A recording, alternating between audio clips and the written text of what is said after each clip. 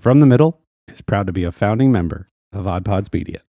Boy, howdy, we cover a lot in this episode. Hey, everybody, this is Corey from the Middle, a comedy, culture, entertainment, and interview style podcast hosted by three middle-class guys living in the middle of America in the middle chapters of our lives with points of view that typically fall somewhere in the middle. We do cover a lot in this episode. Do you know who spent $6 million on a Pikachu card and wore it to on a necklace for a wrestling event? We do, and we talk about it. We also talk about alternative sports, F1, the Masters, UFC. We talk about this freaky place in Tennessee and Alabama you can go and win $20,000 if you last 8 hours called McKamey Manor. 24,000 people are waiting to get into this place to basically be tortured and try to win money, and nobody has ever lasted. I have another travel hiccup that has to do with Alaska Airlines and their pilot strike. It's just an interesting episode on so many levels, and we are excited to share it with you. We hope you feel like you're a part of the conversation. Enjoy. Oh, for the love. Sorry, just clearing my Mountain Dew hole. I got my phone hole cleaned today. That's where you keep it? You're so cerebral and you're so developed and evolved.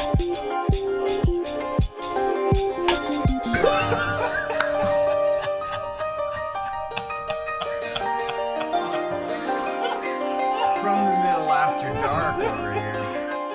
Woo! 3, 2, 1. Or no, I'm sorry, because 3, 2. And we're back, ladies and gentlemen. Guess who's back? Back again. It's me. Hey, Backstreet.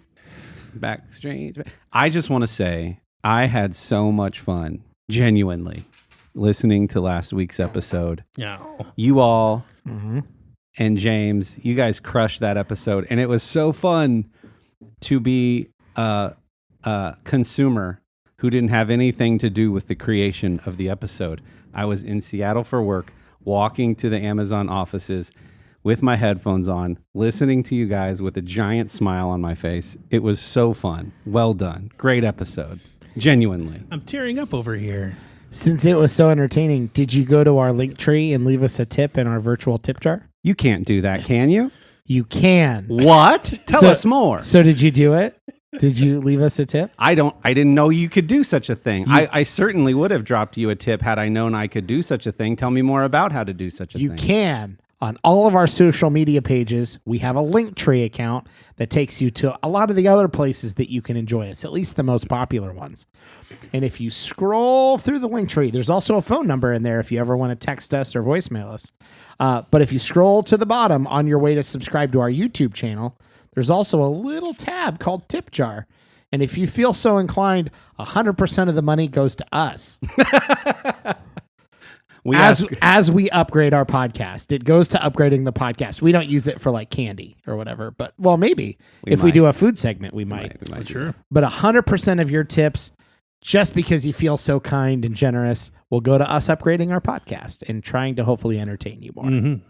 Had I known that that was something I could do, I definitely would have after listening to that episode.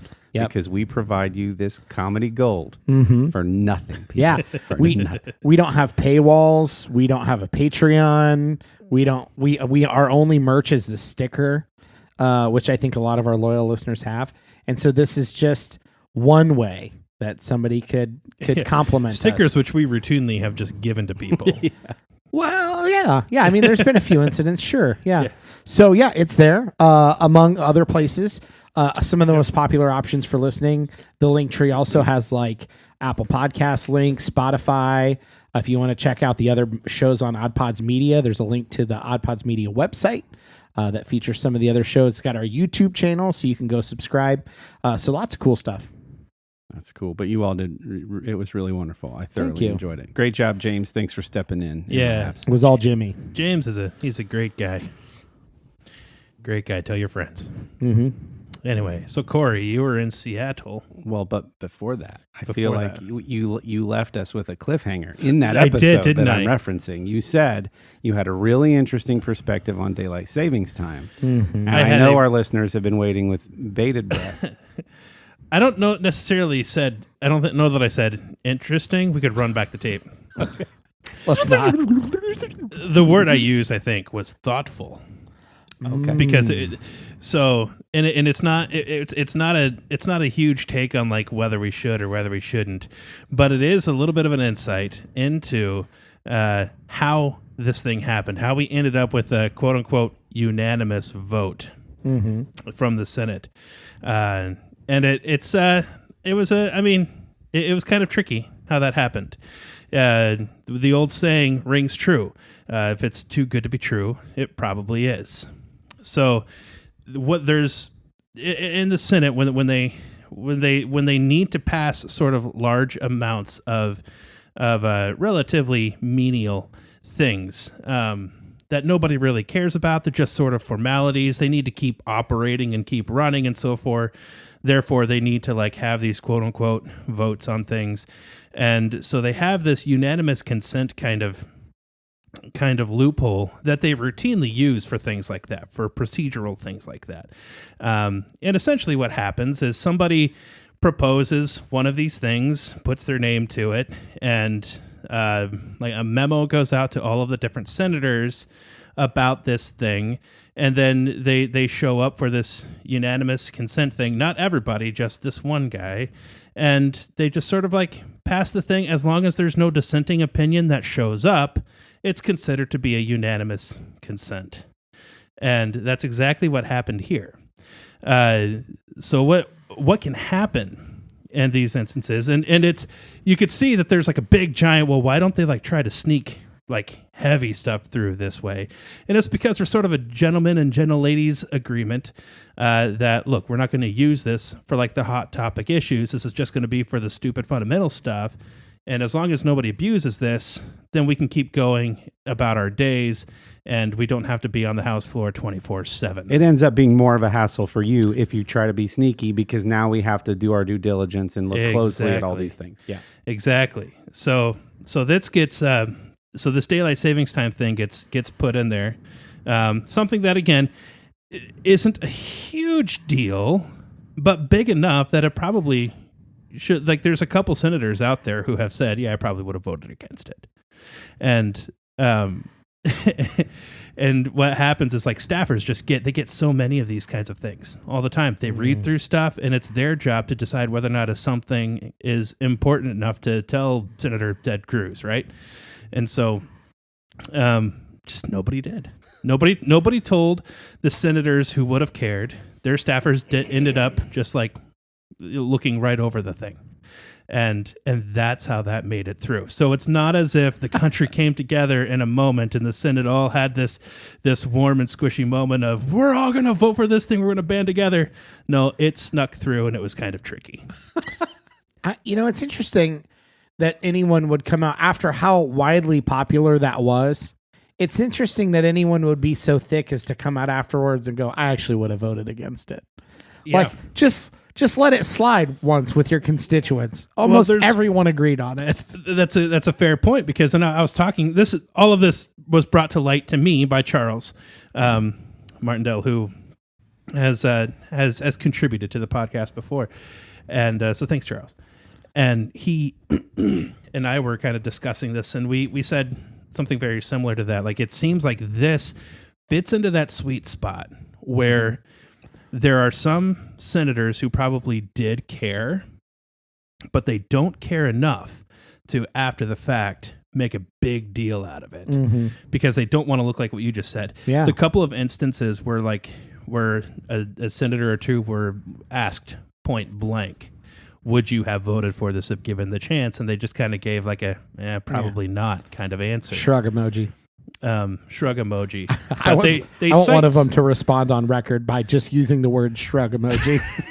put a pin in shrug emoji because that's going to come up later. I'm playing out this fantasy in my head that this mechanism that politicians use that you just described was like a spoken out loud thing at like a city council meeting. And somebody said something like, and we're going to go ahead and give Stacy the employee of the month parking spot this month. And we're getting rid of daylight savings time. So anyway, in other news, and then somebody goes, wait a minute. Yeah. So it turns out, in theory, if people started abusing that system, and this one is pushing it, possibly in some people's opinion, right? Then what you would end up with is somebody would have to be on the floor to oppose these as they come up. And so you would have situations where like senators from either party will just have to like camp out on the Senate floor 24/7 just to shoot these things down when they come up. Because if they don't, it'll be a unanimous consent thing. And let's be honest, most of them barely care. Yeah. Let alone for stuff that they might actually have an opinion on. It feels like, again, that was just an odd one for anyone to come back and go, well, actually, it's like hey, we're going to, raise a bill to quit kicking puppies.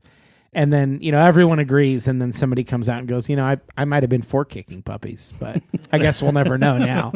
It's gone to the House. It's up to them to decide whether we're going to, in fact, kick puppies or not. Right. And so felt like an easy win for any rep.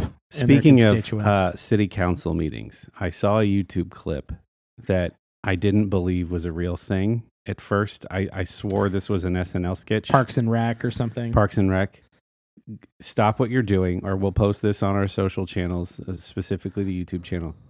There's a guy in Plano, Texas, in a Plano, Texas city council meeting who does a rap about rising gas prices and the Russia-Ukraine war. Mm-hmm. Now, at first blush, so go off and do that. And we're back. So at first blush, I thought this was just a citizen, or worse yet, like somebody that was active in the community. I have now learned that this guy is a YouTuber and social media troll. So it explains it a little more. It's one of the most bizarre and cringeworthy things you'll ever watch, because he has no shame in this horrific rap that he does before a panel of people very seriously just trying to do their jobs. And it is over the top. Anyway, bizarre. That's awesome. I feel like Parks and Rec was really good at showing like what the worst community town hall meetings could look like. Mm-hmm. And we even got not Nick Swartzen,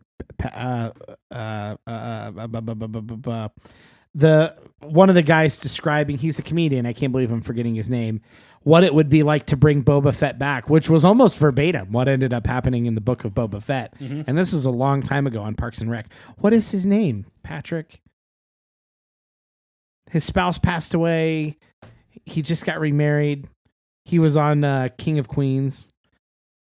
I'm not having to have you. Yeah, I'll look it up. Yeah, anyway, you look it up. Anyways, very funny. If you don't look up, if you've never watched Parks and Rec, you can at least look up the like Parks and Rec town hall meetings and just watch some of those with it's not Patrick Warburton, is it? No. You look it up. Yeah, you can watch some of these ridiculous town hall meetings. So take the pin out of the shrugging emoji. So back in episode 146, yes, I was in Seattle. Back in episode 146, I said I wasn't going to be the guy who came on here and told his travel stories. And you guys made me feel good and said, no, we want to hear your travel stories. Mm-hmm, mm-hmm. I, of course, meant that I would share the adventures and the experiences and, observations I have from traveling. What I meant that I wasn't going to share was like the annoying travel stories and delays that everybody deals with. Except for the following. Patton Oswalt. Patton Oswalt. Yes. Very funny. Very funny. Yes, Patton Oswalt. So the last 2 weeks I was in Seattle, which is why I wasn't here last week.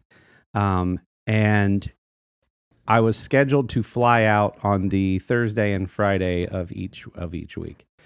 And on the Wednesday, got an email that said, your Alaska Airlines flight has been canceled, and our system was unable to rebook in the next couple of days. Insert shrug emoji. Yeah. Now, of course, what they want you to do is call a special number that they've set up to make rerouting plans for all of those folks affected. I came to learn that Alaska Airlines had canceled something like 70 flights over spring break that affected something like 9,000 or so passengers. And someone shared with me an article after my first week return flight got canceled that the pilots were striking. They had misread that article. They were not striking. Every year, Alaska Airlines does regular pilot negotiations, and those pilots were exercising their right on April 1st to make their case in a polite and organized picket that they should do what's right by all of the pilots. But as a part of that, there were staff shortages. It wasn't on a strike. And so that flight got canceled. Now, that wouldn't matter so much other than there's only one direct flight from Seattle to Columbus and from Columbus to Seattle, and that's Alaska Airlines, and it leaves exactly one time per day. So if you miss that flight, you're screwed. So you call the number. I was very pleasantly surprised to get someone right away. And of course, I had to switch airlines. I had to add a connection to my flight. And in one case, the worst of the two instances, had to add like 7 hours to my total travel day. But then the very next week, on the Wednesday, we're sorry, your flight has been canceled and our system was unable to find anything else within the next couple days. Shrug emoji. But now I knew what to do. Call the number. They'll hook you right up. It was fine. What I was most impressed by was this week I got an email from, automated email from the CEO of Alaska Airlines. And it was one of the most thoughtfully written PR sort of emails. It's like, here's exactly what happened. Here was the background and context. Here's how we know that it affected you during a time when you were probably trying to enjoy some time with your family on spring break or make important business travel. For that, we are very sorry. Here's what we're doing to correct the core issue. And here's 5,000 award miles to make up for that because we care deeply about your experience with us. And I was like, that was just boom, boom, boom, 4 simple paragraphs. Yeah. And I was like, while very annoying and very much a pain in the butt, what a classy way to sort of like come back and say, here's exactly what happened. Here's what we're doing to fix it. We care deeply about your relationship with us and ours with you. Here's 5,000 award miles. It was like, nice. That is beautiful. Yeah. The only way he could have made that better would be to offer free food somehow. Yeah, exactly. Give you a large pizza for free, Yeah. for example. Yeah. To the ignorant person, is 5,000 miles a lot for points? It's a nice gesture. It's not a lot. You're not going to go to Hawaii on that. Okay. But yeah, it was very cool. I was like, having gone through the headache of, because, a direct flight would have been a 5-hour travel day. Yeah. Now it was a 16-hour door-to-door travel day. Ooh, better than a JetBlue story that I heard today. Yeah? There was a JetBlue plane that apparently was trying to land in New York, and the weather was bad, and the pilot had tried apparently a couple times or more to actually land the plane, but then aborted the landing. And then they ended up having to go to New Jersey, and they landed at an airport in New Jersey with the idea, I guess, that they were going to wait out the weather and then go back to New York. By the time they get to New Jersey, there are people have been changing elevation now. They're going through like land and takeoff multiple times. And there's people who are sick. No. And like a bunch of people are just like begging with the flight attendants to deplane to get off when we don't care that it's not the right when city. they got to New Jersey, but they couldn't let them. They didn't let them. They had to stay on the plane, and it cost this whole thing. So that happened. JetBlue was holding passengers hostage. Oh my! I mean, the stuff that happens. Like, so here's the thing. So all these people who were scheduled to go from Seattle to Columbus direct are doing the same thing I'm doing and calling this number that's been set up. Well, what do you think they're all doing? They're all getting booked on the same connecting flights. Yeah. So now those flights are completely packed. Yeah. You're lucky if you even still get home that day. All over spring break, it was a nightmare. What they were probably doing was negotiating, which is key. You need to say, you can keep your 5,000 miles. I want a free large pizza and 2 20-ounce sodas. That's right.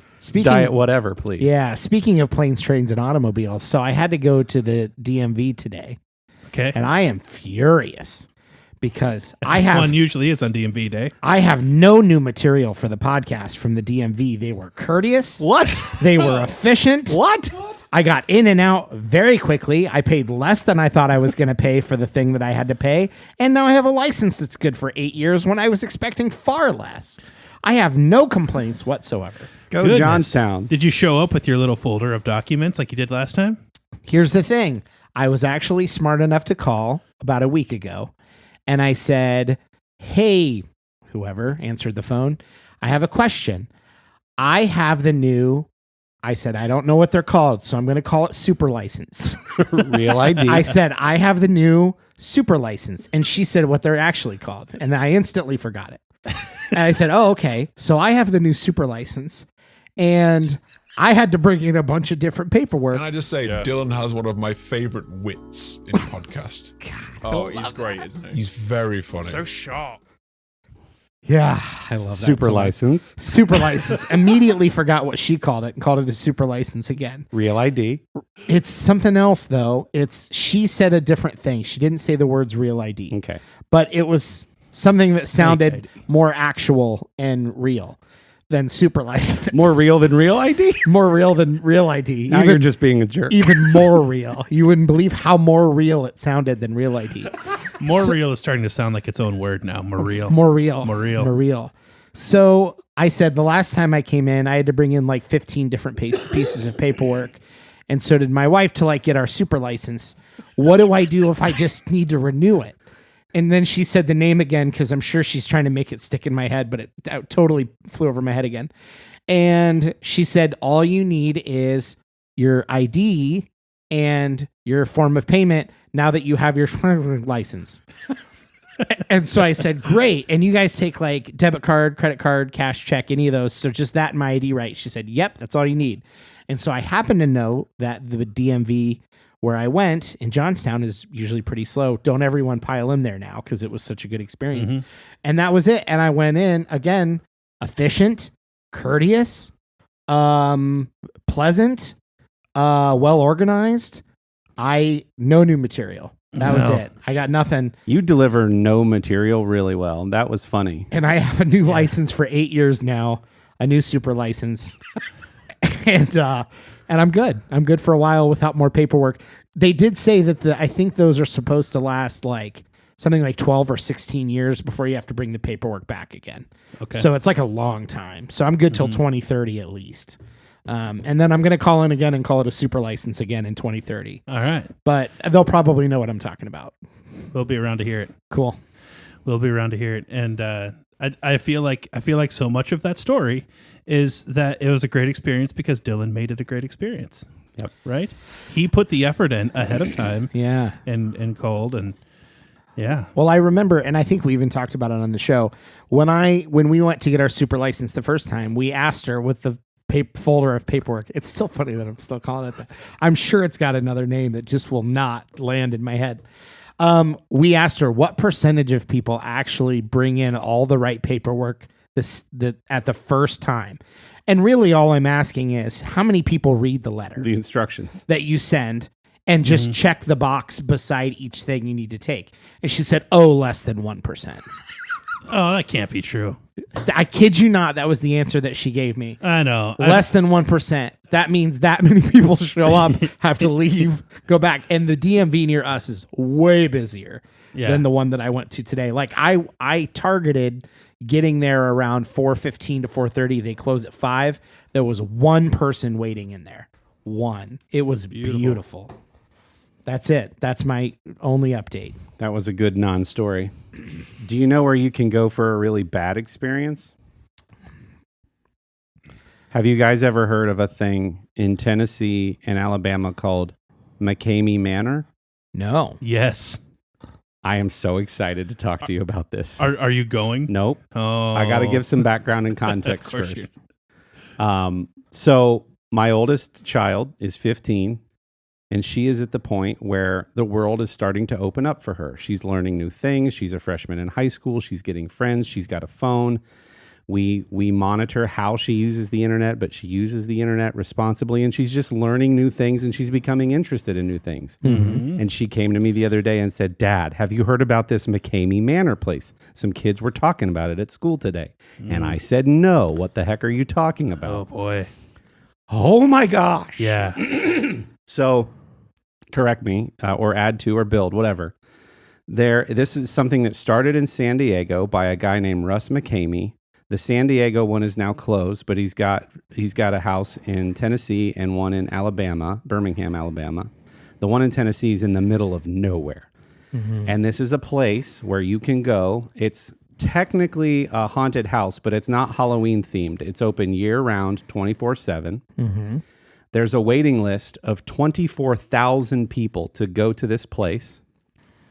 And if you last at this place for 8 hours, you are awarded $20,000. And you have to sign a 40-page waiver that lists out 100 horrific things that can happen to you, including being buried alive, having your teeth pulled without medication, being shaved completely bald, including your eyebrows, being electrocuted, being waterboarded, and all of these things. And if you last the 8 hours, you get $20,000. On that list of 100 things, you are allowed to choose 3 and only 3 that you don't want done to you. And no one has ever made it. No one has ever completed it. Yeah. Oh my gosh.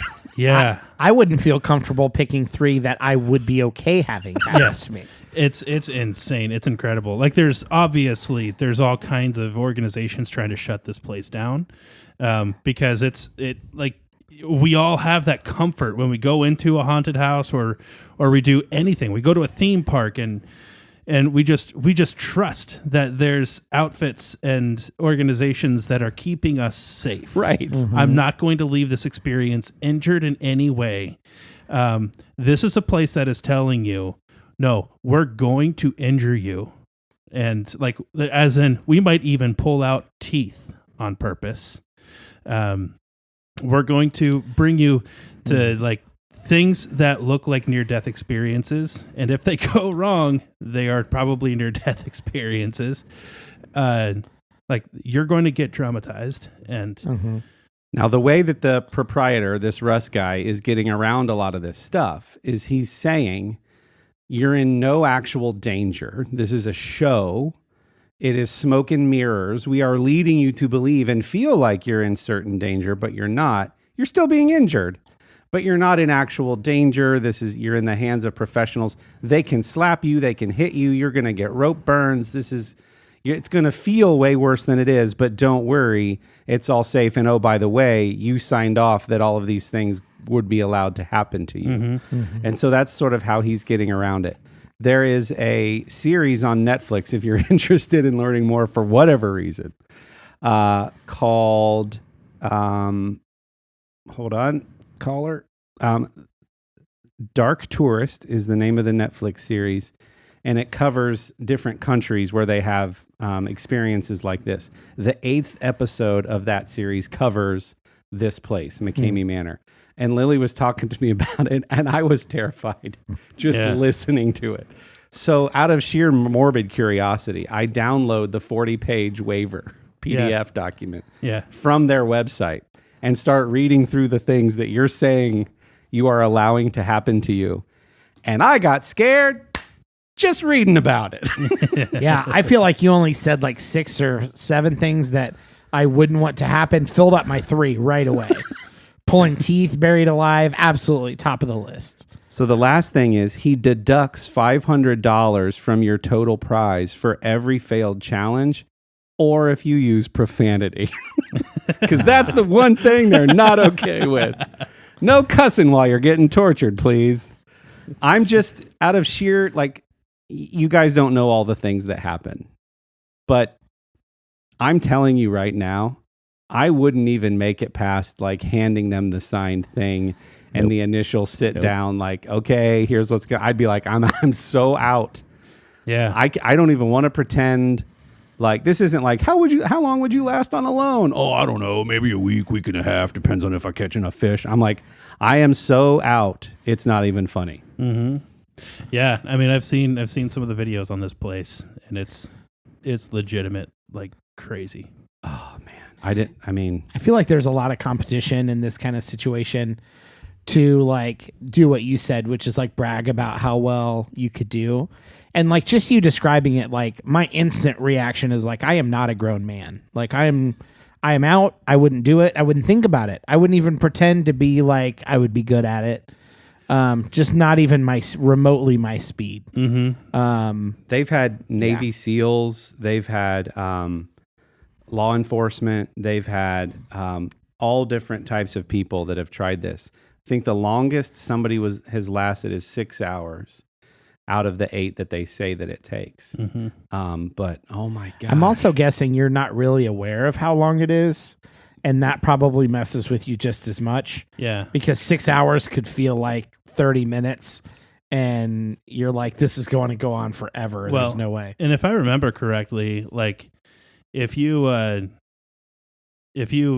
black out or faint or something happens to you medically that like needs attention or that like they absolutely have to stop, you don't get the 20,000 then either. You're rejected. And if I remember correctly, like that kind of thing has happened before. Yeah. That people have been like literally have. I've paused to say that if it was simply passing out, my guess is they would wait for you to wake back up and then continue because that's how awful they are. But yeah. Crazy. Wild. These are the things that she's, expanding her world by gaining knowledge of places like this. I'm like, so you're going to do it? And she's like, so many layers of notes. Corey's thinking anything but anime. I will pay for your ticket here as long as you don't go to the weird McKamey Satan man, but no anime. No anime, please. Don't become one of those weird anime people.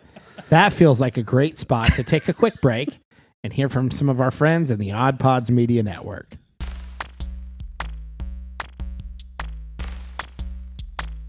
Hey, I'm Lauren. And I'm John. And we host the Beard Al Podcast, the podcast where we talk about 2 of the greatest things in the world, beer and Weird Al. And a lot of other things. We're funny. Yeah, that's basically what I told him to say. Good job with your script. Listened. Yay! But no, seriously, we try and pair a beer with a Weird Al song and talk about both things and go where the conversation takes us. It's fun, I promise. You'll like it. Yeah, I mean, if you like talking about random things as well as, fine craft beers and some wonderful craft music. Craft music, I love it. But not craft singles. So far, this promo is going about as smoothly as one of our episodes. Absolutely. If this has enticed you in any way, please go to beardalpodcast.com. http://www.beardalpodcast.com. I repeat, http if you want it to be secure, https://www.beardalpodcast.com. Bye. Bye. And look, I told him, even if you're trash as a person, like complete trash, you still need to try to make the most of your situation, right? There's a reason they call it a trash can and not a trash can't. Okay? Just make the best of it. So anyway, and that was your dad joke of the day. That was good. Brought to you by Dillon Shovel. So Logan Paul, YouTube personality, spent $6 million on a Pikachu card. What an idiot. And wore it on a necklace for his WrestleMania appearance. And that is exactly the headline he wanted us to repeat. And I hate myself for doing so. Oh my gosh. Logan Paul. You watched WrestleMania, Kendall. How was it? Well, or did you? I didn't watch. I did the Okay. thing that everybody else does that doesn't want to subscribe or pay, Sure. which is I just waited for the highlights to come out and watched the highlights, and then I watched the Raw after WrestleMania and and the SmackDown after WrestleMania and watched their highlights that they So gave you out. got the gist. So I got the gist of things going on. There was some exciting stuff. A couple things that I can't wait to come back until WWE starts putting some of the full matches on their YouTube channel, because they'll do that eventually. Yeah. But yeah, Logan Paul was teamed up with The Miz. They did a tag team match against the Mysterios, and they won because they're idiots. But so that was, but one of the big things. So the big sort of, here's the old guy coming back with Stone Cold Steve Austin, right? And so Kevin Owens loses his chance to wrestle on WrestleMania, and so he has the big idea to bring back the Kevin Owens show and put it on WrestleMania. And so, which was fine because WrestleMania this year was a 2-day event, right? And so it was on day one, right, which is like the undercard of WrestleMania. And his guest that he goaded on because he just kept insulting him was Stone Cold Steve Austin. So Stone Cold comes on, and of course that turned into a match, Stone Cold between Kevin Owens on the spot. And so we saw Kevin Owens get stunned by Stone Cold, which was pretty cool. And then the next day, my boy Pat McAfee had a match. Nice. Yes, he did. We love us some Pat McAfee. So like a while back, Vince McMahon, a couple months ago or so, went on to the Pat McAfee show / podcast, right? Right. And on there asked Pat McAfee if he wanted to wrestle on WrestleMania. And Pat McAfee's like, yes, sir. Yes, sir, I do. Yes. And so there's a wrestler by the name of Austin Theory, who's a pipsqueak of a wrestler, has become like Vince McMahon's pet, and so that's who the match was against. And from what I saw on the highlights, Pat McAfee learned quick. Yeah, like he's an athletic fella. He's doing backflips off the ropes and pulling off some stuff that you wouldn't expect a celebrity guest to pull off. And so from what I saw from the highlights, which they want the highlights to look good anyway, looked good. He beats Austin Theory, and then starts making fun of Vince McMahon, who was there watching. And then Vince McMahon enters the ring, takes his shirt off, and brings a ref with him, and and using outside help from Austin Theory, Vince McMahon defeats Pat McAfee. And then, so this is all happening on day 2. And then while Vince McMahon is celebrating his victory, Stone Cold comes out. You hear the glass break. And Stone everybody Cold loses comes their running minds. out. The classic Stone Cold versus Vince McMahon moment happens in front of you. Vince McMahon gets stunned, and then Stone Cold is celebrating with Pat McAfee now on the in the ring with him, and they're celebrating. They're drinking beers together. And the next thing you know, Stone Cold is stunning Pat McAfee. because he doesn't care. Because Stone Cold's big thing was always don't trust anybody, 100%. and so it was just that big kind of like Stone Cold's the man, like he doesn't care who you are. That's awesome. Kind of moment. It was fun. It did have the stereotypical here's an old guy we're going to walk and pound kind of match, but it was a cool one at that. And then they also had a unified championship match, which I think it's a new term, and so they took Raw title versus SmackDown title versus title, which currently was Roman Reigns and Brock Lesnar, and put them together, matched them. They were the big match at the end. Roman Reigns now holds both major titles, and Wow. and the one match that I want to see the most is Johnny Knoxville going up against Sami Zayn. And those two have been kind of at it recently, making fun of each other. And Johnny Knoxville shows up and has like all of the old classic pranky kind of stuff that like you recognize from the Jackass movies, like the giant hand that springs out and slaps. He's got the whole ring set up with this kind of stuff. Like he threw Sami Zayn onto a table of mousetraps. like had him spread eagle sitting on the ring and then roll a bowling ball. That kind of thing. And then next thing you know, Sami Zayn finds himself like off out of the ring, and then who comes out from under the ring but Wee Man? Of course, because Jackass forever. And Wee Man body slams Sami Zayn. You've got the whole Jackass crew eventually just beating up on Sami Zayn. It was amazing. That's awesome. So that's the match I want to see the most, actually. Out of the whole thing is that one. So that's your WrestleMania. What a fun update. I had seen a friend of mine, Brandon. I used to work with him back in the day. This is like 20 years ago. We worked together, but he's a massive wrestling fan and has gotten his son into wrestling. If you scroll through Brandon's social media, it's just like his son meeting famous wrestler after famous wrestler after famous wrestler. Yeah. And I don't think they're going to all events necessarily or matches. They're just going to like signing events and stuff like that. But they were at WrestleMania and they were like on the floor when all these stunners were happening. And he's got a picture of his son like looking at the camera with the Ring and Stone Cold in the background because he's seen so many stunners at this point. Yeah. That he always like, now I'll get one with you and him stunning someone in the background. It's awesome. I got as close as I've been in a long time to considering watching wrestling. We use Slack. It's like a chat software at work. Yeah. And I'm known for probably replying to all professional communication dialogue back and forth. I probably reply in like 40% GIFs at work. Like that's just okay. That's just my chosen whatever. And for whatever reason, I happened to do a wrestling one. I think it was like Undertaker because it applied to the situation.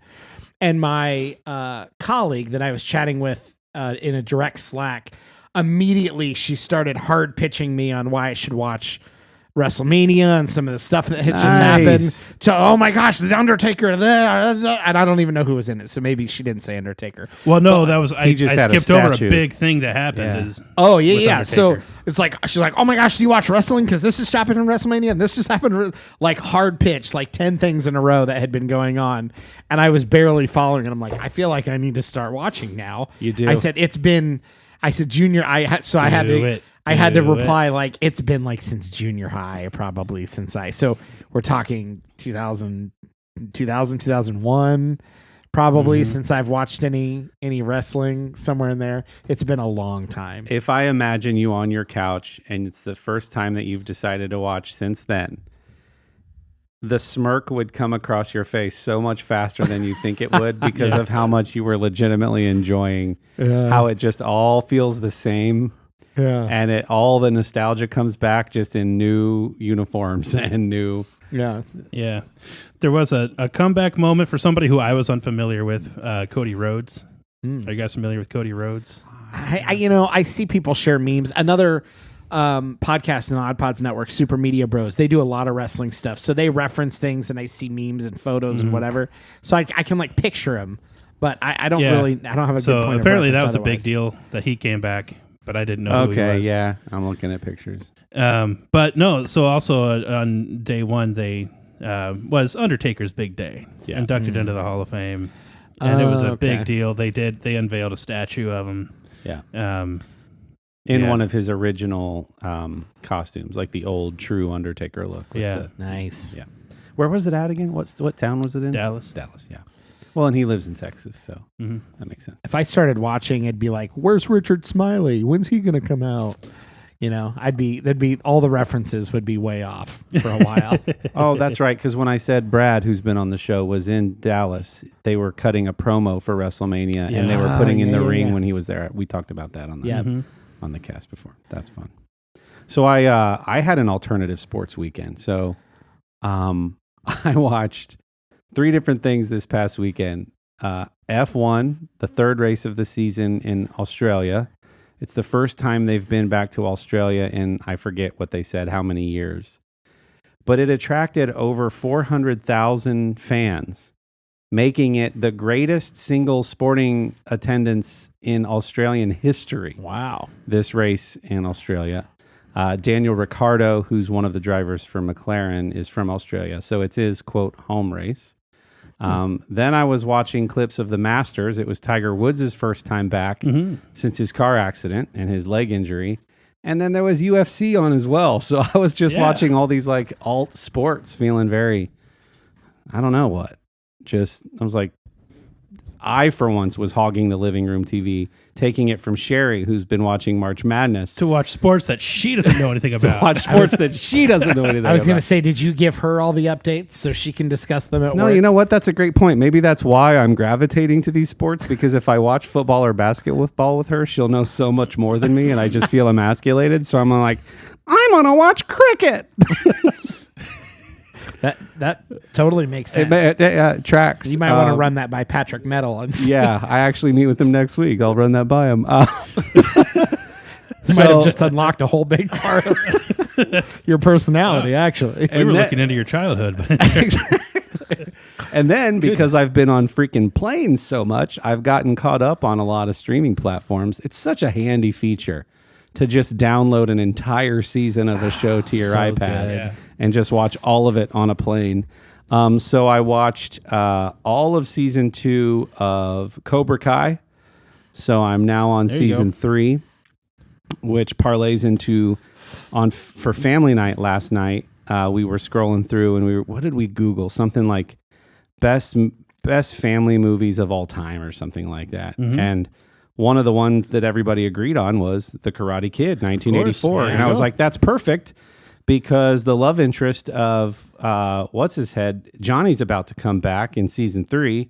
Mm-hmm. And it would make sense to go back and watch The Karate Kid. So I benefited from that. And then film-wise, and I did get caught up on Moon Knight, because I had heard you guys talk about it with James. So I watched the first 2 episodes of Moon Knight. Film-wise, I watched something I've been wanting to see for a while, The Lighthouse, with Willem Dafoe and Robert Pattinson. It's like this thriller about 2 guys going crazy in a lighthouse during the 1800s. It's very poetic in how it's written. It's sort of written in that old-timey sailor language, and it's all black and white filmed in a almost square aspect ratio, which was really interesting. I'm not a Robert Pattinson fan. Part of the reason I haven't been super excited to dive headlong into the Batman, but man, that dude in that movie next to Willem Dafoe in a movie where they're going crazy and it's just a lot of like dialogue between the two of them. It's artistic, it's artsy fartsy, but it's good. And then, because I too watched the Oscars to see what films I wanted to check out, I watched The Eyes of Tammy Faye, where Jessica Chastain plays Tammy Faye Baker, dating back to the 80s. Controversy is how it's pronounced, with Jim and Tammy Faye Baker, early television evangelists, and all that stuff that went down with them. That was quite interesting, and she does a phenomenal job in that role. They're kind of glamour, like they're making a hero out of Tammy Faye a little bit, like she was just a victim of Jim, is how they make it seem in this. And I don't know, because I wasn't there.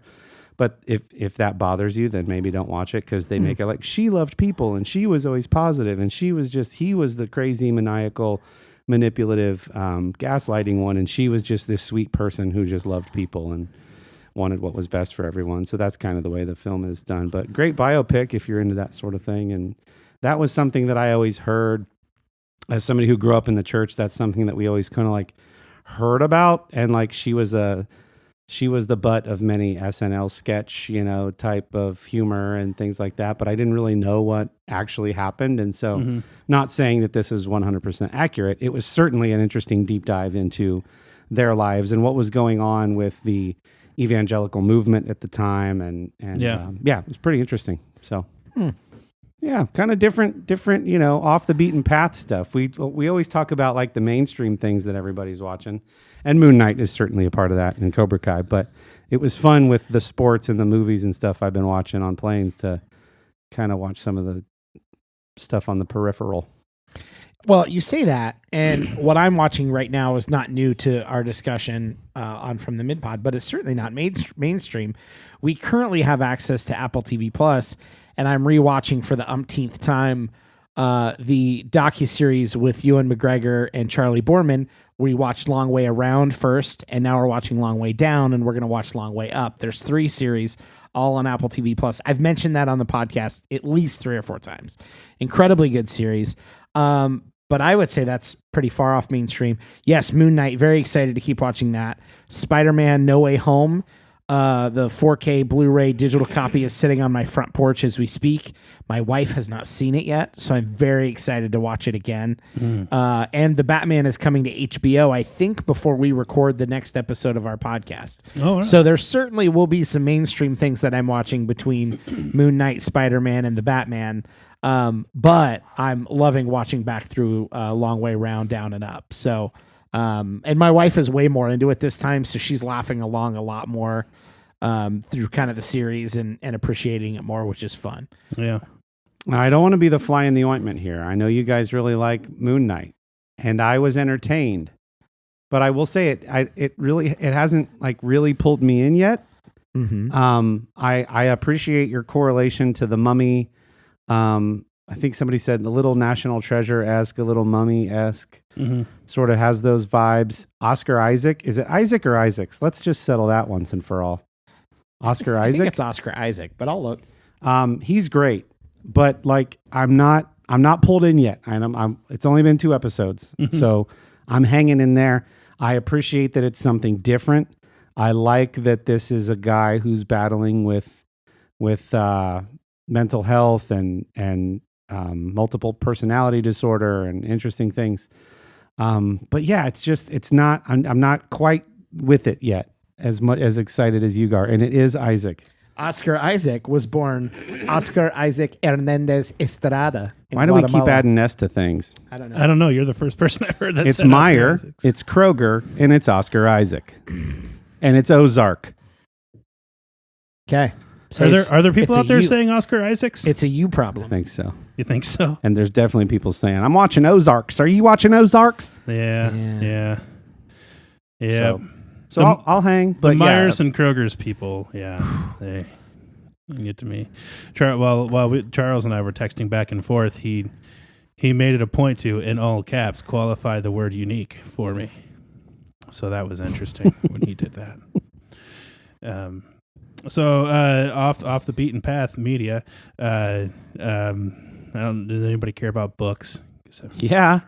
Books are dope, yo. So I'm reading Shadow of the Hedgeman. And anybody? No. Anybody read Shadow? No. See, that's the problem with books. Is that like streaming on HBO or Can someone read it to me so I don't have to actually read it? you know that it's a whole next level of laziness when people are like audiobook. Ugh. Tell us more. Fair point.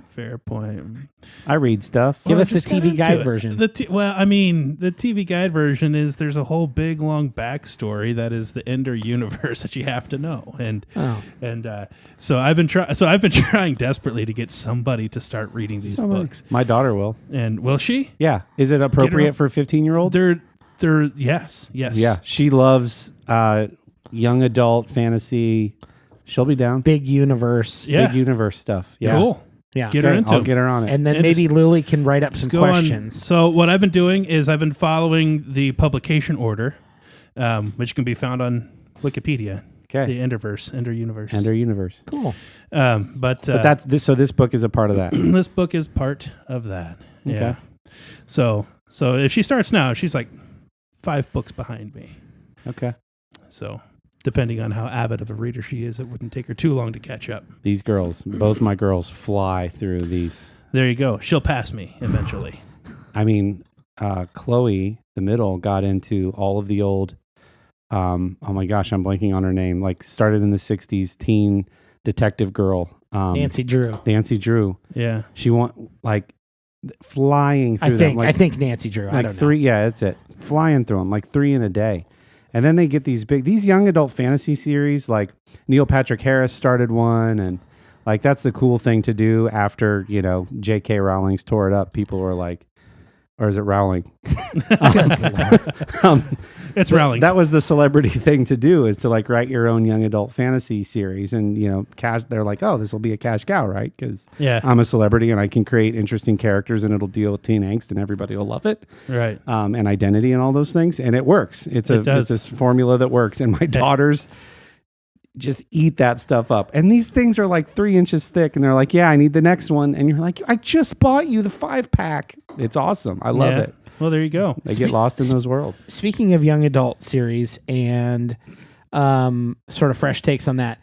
Did you guys ever watch the Percy Jackson films that were like kind of 2000s, maybe 2010s? Maybe. I don't know people's names.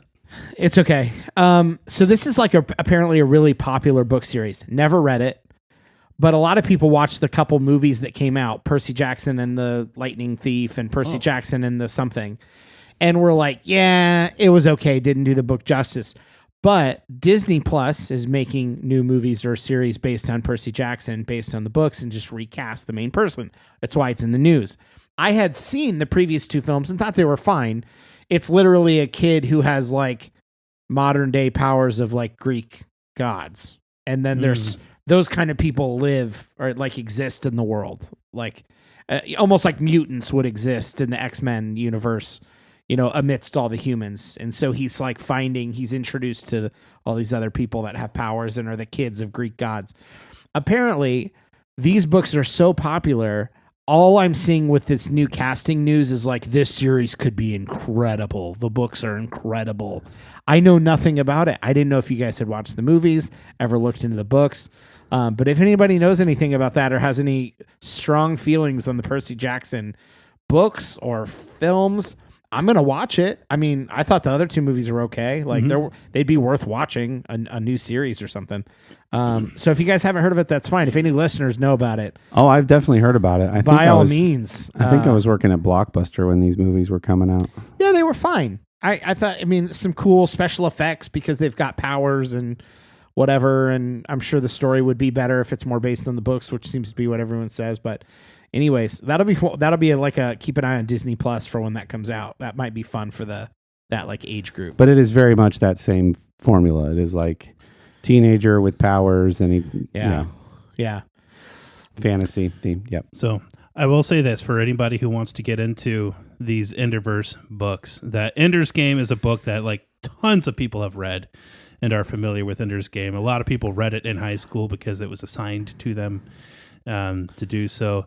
The Ender's Game was written to give backstory to what was supposed to be the main story. And in fact, like the first of the books that Orson Scott Card wrote, which is Speaker for the Dead, which is an amazing book, blows Ender's Game out of the water, in my opinion. And so far of the books I've read, it is by far my favorite in the Enderverse, far better than Ender's Game.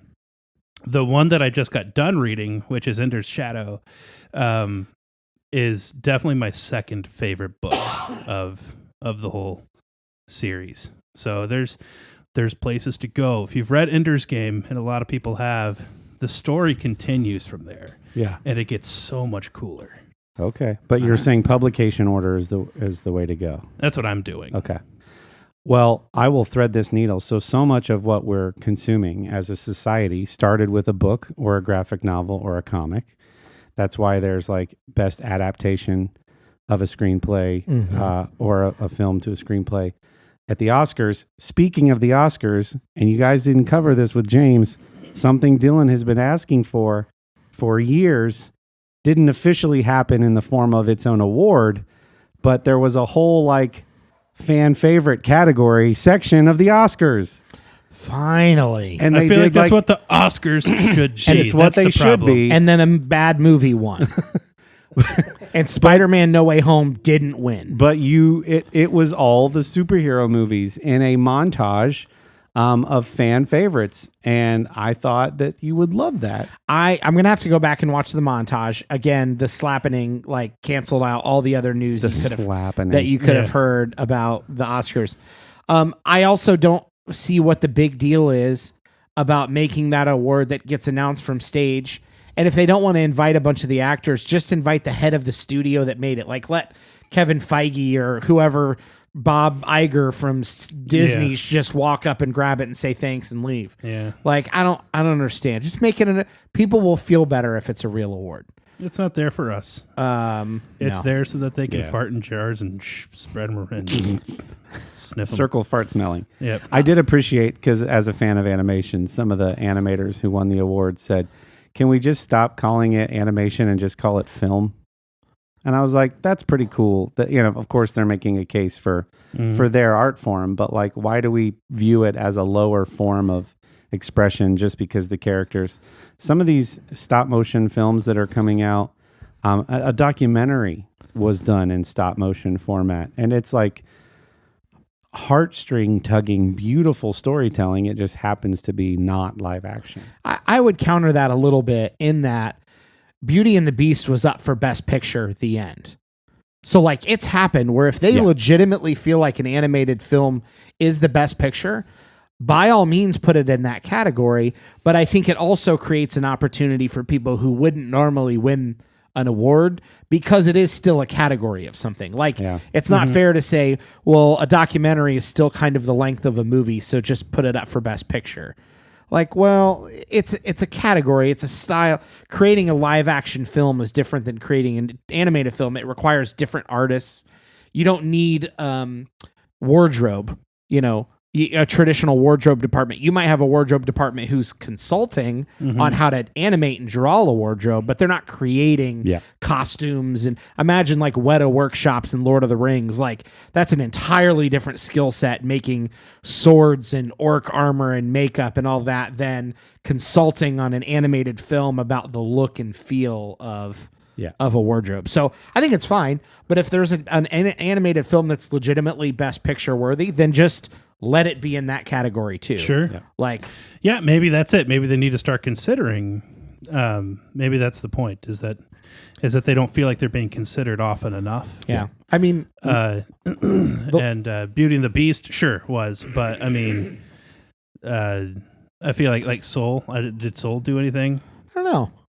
Probably. I feel like it could have been in the running for some things that it probably wasn't because it was animated. So I can see that. I can understand that. It'd be as, in my mind, it's almost as if the Grammys decided that for all the big categories, we're only going to consider bands that are physically playing instruments on stage and showing that kind of skill, and anything in the hip hop world. We're just gonna, it's gonna be its own. It will give it its own category, but it can't be the best song because people quote aren't actually playing it. Could be that. It feels kind of like that to me. No Mark Rebier. In a world where so much stuff can be legitimately created digitally, I think we have to start recognizing digital art, digital music, digital filmmaking, animation as just as valid. I mean, at least if in its own award. But as far as something getting a repeat award, I think the last Lord of the Rings won like 11 Oscars. So if something wins Best Animated Picture and Best Picture and it's the same movie, I could care less. Yeah. If they're legitimately the best of both, who cares? And so if rap and digital music need their own categories, then by all means. My point is like rap doesn't need its own because the music world has constantly adapts and evolves to whatever's coming out now. And I don't even watch the Grammys. So is there an award for rap or there's not because you're saying there is. There is. Okay. But like the hip hop artists are winning all the other stuff too. Okay. Because they're being considered seriously for it. And some are busy at city council meetings in Plano, Texas. So there you go. That. Can I tell one more story? I felt distinctly Midwestern from a Midwestern podcast. We got for my job, we got on our Monday sales call, and kind of the normal. Everyone's asking, "How was your weekend? What did you do?" And I said, kind of thinking back on the biggest event of my previous weekend, I said, "Well, let me put on my Midwestern voice for a minute." We had a fish fry at a family member's house, and we ate in their garage while it was snowing outside. And so I just felt like that was distinctly Midwestern as we talk about our show being from the middle of America. Yes, sir. I'm not sure how many other people in the country would describe a weekend like that at any given point. That feels like an Ohio, Indiana, Illinois, Wisconsin, Minnesota kind of thing. Mm-hmm. And so there we go. Just a little bit of Midwestern for you. And I think that's a perfectly fine thing to celebrate our grandfather. It was his birthday and his retirement party. He's a big fisherman. Mm-hmm. He caught all the fish that we fried. Mm-hmm. And listen, he was diagnosed with COVID pneumonia a week before Christmas and spent 6 weeks in hospitals and almost 2 months in hospitals and step-down facilities. They said he will never be he'll be fully dependent on oxygen for the remainder of his life, and he may never make it back to his home in full independence. He's been living at home. He's been weaned off of oxygen. So it was awesome to celebrate his birthday and retirement.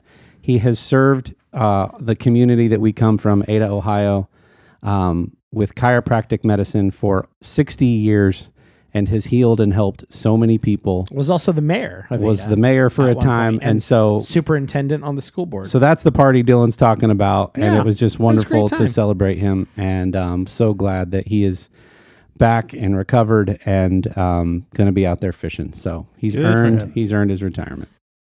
Love you, Grandpa. Marvelous. With that said, we out. I went to the Space Needle.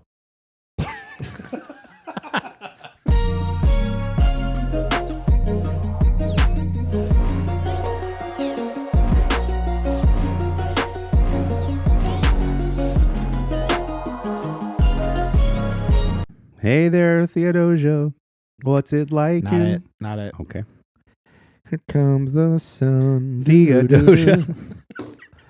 When I worked at Taco Bell and we were opening in the morning, it was very early and you'd get there while it was dark and you're prepping and the sun would start coming over the big building across the street at Ohio Northern University.